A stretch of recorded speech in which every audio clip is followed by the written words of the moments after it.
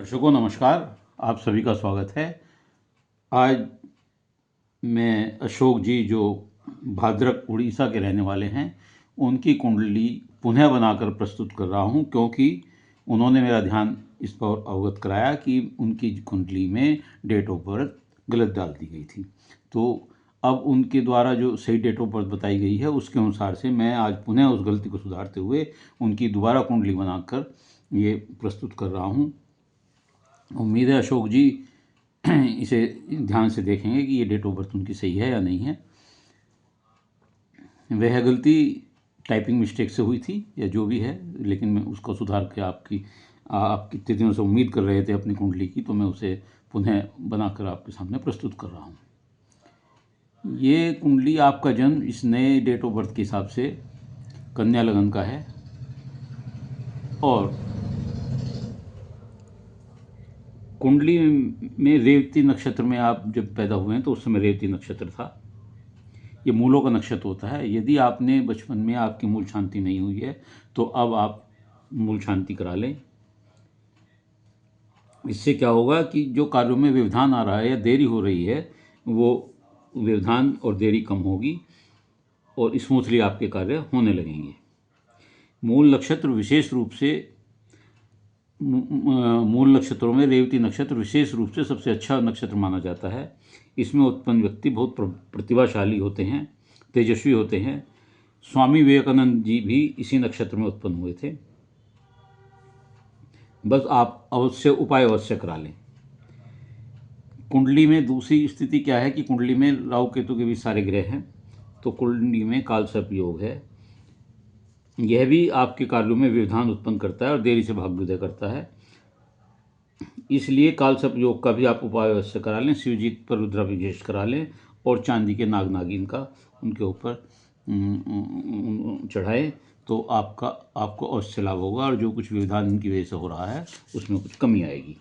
लग्नेश कन्या लगन है आपका, जिसके स्वामी बुध दशम के स्वामी होकर, दो केंद्र भावों के स्वामी होकर के केंद्र में ही स्वग्रही सूर्य के साथ बैठकर बुधादित्य योग बना रहे हैं। बुधादित्य योग बड़ा शुभ योग होता है। ऐसे लोग अच्छे वक्ता होते हैं, बड़े व्यापारी होते हैं। बुधादित्य योग तथा चतुर्भाव पर, इनकी बुधादित्य योग की चतुर्भाव पर दृष्टि पड़ रही है। जब सर्व सुख प्रदान करते हैं, मकान महान आदि प्राप्त होते हैं। सूर्य बुध जो इसमें बैठे हुए हैं आपके दशम भाव में, ये व्यक्ति को प्रतिभाशाली, प्रभावशाली, तेजस्वी, प्रसिद्धि देते हैं, मान सम्मान प्रदान करते हैं, राजनीतिक क्षेत्र से जोड़ते हैं, प्रतिष्ठावान बनाते हैं, सम्मान प्रदान करते हैं। धनी लोगों में ऐसे लोगों की अपनी एक मध्यम अवस्था के आसपास गिनती होने लगती है। सूर्य का 12वें भाव का स्वामी होकर भी दशम भाव में बैठने के कारण विदेश से लाभ होगा। विदेश में भ्रमण व निवास भी हो सकता है। ऐसे लोग बहुत स्वाभिमानी होते हैं, ईगोइस्ट होते हैं और बुधादित्य होने की वजह से आप अच्छे व्यापारी भी हो सकते हैं और आप सर्विस में भी आप सफल होंगे। सूर्य यहाँ बैठकर दशम भाव में सरकारी नौकरी, सरकार से लाभ भी दिलाता है। शनि आपके अष्टम में नीच के बैठे हुए हैं, ये आपकी दीर्घायु करते हैं। आपकी सीधी आँख में कुछ परेशानी पैदा कर सकते हैं। घुटने और पैरों में आपको लेफ़्ट साइड के उसमें दर्द की शिकायत हो सकती है। पैतृक संपत्ति देरी से मिलती अवश्य है। ससुराल पक्ष से आप ऐसे लोग कोई फ़ायदा नहीं उठा पाते। मित्रों से सहयोग भी नहीं मिल पाता। शिक्षा में भी कुछ थोड़ा सा व्यवधान या परेशानी होती है। ऐसे लोग बना हुआ मकान खरीदते हैं और मकान बनाते नहीं हैं। धन कमाने के लिए बहुत परिश्रम करना पड़ता है, लेकिन बहुत अच्छा धन कमा लेते हैं। विदेशी माध्यम से भी धन का आवागमन बनता है। राहु आपके 12वें भाव में है, लेफ्ट आंख में दिक्कत देती हैं। ऐसे लोग बहुत अधिक तेज, चालाक और डिप्लोमेट होते हैं और काम अपना कैसा निकालना है किससे, इसमें माहिर होते हैं। अचानक धन लाभ भी मिलता है। कभी कभी कर्ज की स्थिति भी बढ़ जाती है, पैदा हो जाती है और अचानक भाग्योदय होता है। तो इसलिए खर्चों पर नियंत्रण रखें और ज़्यादा आवेश में आकर कर्ज लेकर कोई कार्य ना करें।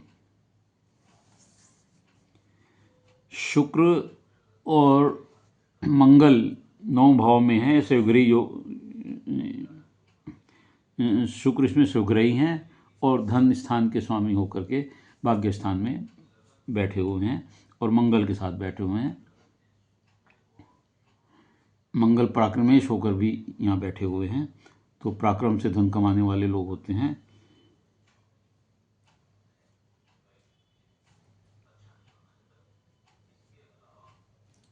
इस योग को, मंगल और शुक्र के योग को राजयोग भी कहते हैं, धन योग भी होता है, ये बहुत शुभ होता है।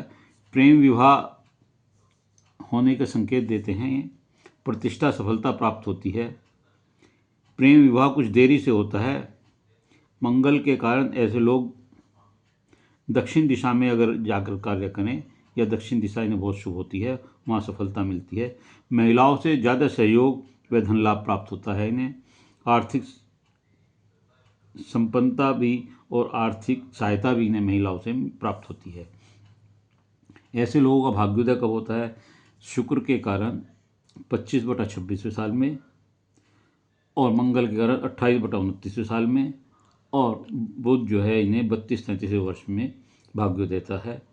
23/11/26 से सूर्य की महादशा शुरू होगी, जिससे रोजगार, नौकरी, व्यवसाय के रास्ते खुलेंगे, सफलता मिलेगी और सफलता की शुरुआत होगी।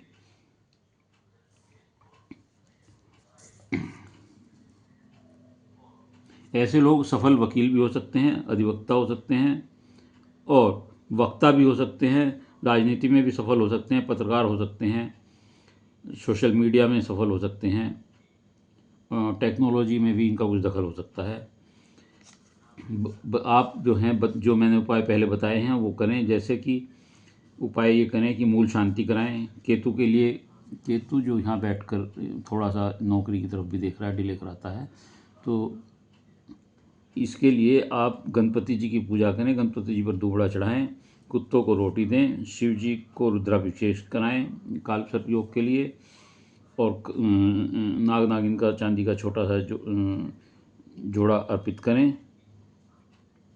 गुरुवार को केले पर दीपक या दीपक जलाएं या विष्णु भगवान की पूजा करें।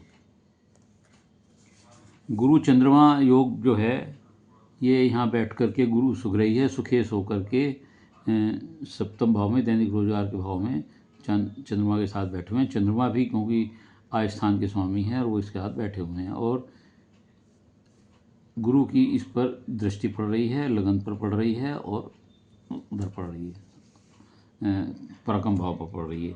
तो ऐसे में ये गुरु चांदनी योग बनाते हैं।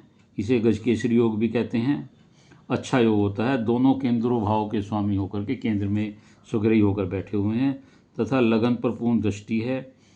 स्वास्थ्य समस्याओं को ठीक करता रहेगा। ये जो भी आपको स्वास्थ्य समस्या होंगी वो सफलतापूर्वक उनका उपाय होता रहेगा। संस्कारी बनाएगा, आपको संस्कार, अच्छे संस्कार देगा। चंद्रमा भी आपके इसमें सप्तम भाव में बैठे हैं, और सुखेश बुध गुरु चंद्रमा की स्थिति सबको देखते हुए आपको सरकारी नौकरी, राज्य सरकार से लाभ प्रदान मिलने के योग है। नौकरी व विवाह का योग भी 28वें वर्ष से आरंभ होता है, जो कुल मिलाकर के आप 32 वर्ष तक पूर्ण तरह से संपन्न व सेटल हो सकते हैं। ऐसा मेरा मानना है, जो मैं निष्कर्ष निकाल पाया हूँ। इसलिए जो उपाय मैंने आपको बताए हैं वो करें, और यदि आपको विश्लेषण अच्छा लगा हो कुंडली का, तो आप इसे लाइक करिएगा, शेयर करिएगा और कमेंट्स बॉक्स में जाकर अपने विचार लिखिएगा। इसके अलावा यदि किसी और का कोई प्रश्न हो तो वह अपनी डिटेल भेजते हुए मेरे चैनल को सब्सक्राइब करते हुए अपना प्रश्न भेजें। उत्तर अवश्य दूंगा। निःशुल्क सेवा है, लेकिन उत्तर के लिए आपको धैर्य से इंतजार करना पड़ेगा, क्योंकि मेरे पास प्रश्नों की श्रृंखला बहुत अधिक है और मैं उसी क्रम में एक एक करके जवाब देता हूँ। आशा है आप मुझे इस कार्य में सहयोग देंगे। धन्यवाद।